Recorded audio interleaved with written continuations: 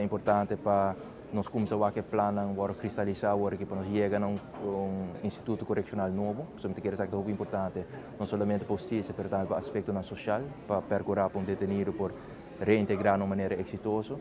E algo muito importante também é estimular nossa economia.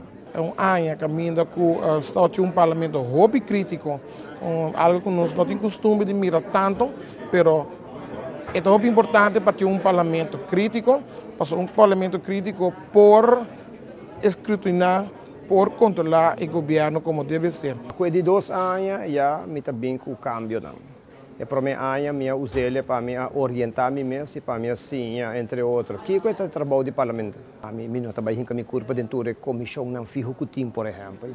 Eu trabalho mais bezig com a comissão de educação. E seguro, para a iniciativa de lei de parte do Partido Democrático, nós temos basta iniciativa de lei que nós temos de pipeline, se me pode poner assim, e dentro de 2 anos, que seguro nós vamos apresentar alguma iniciativa de lei aqui.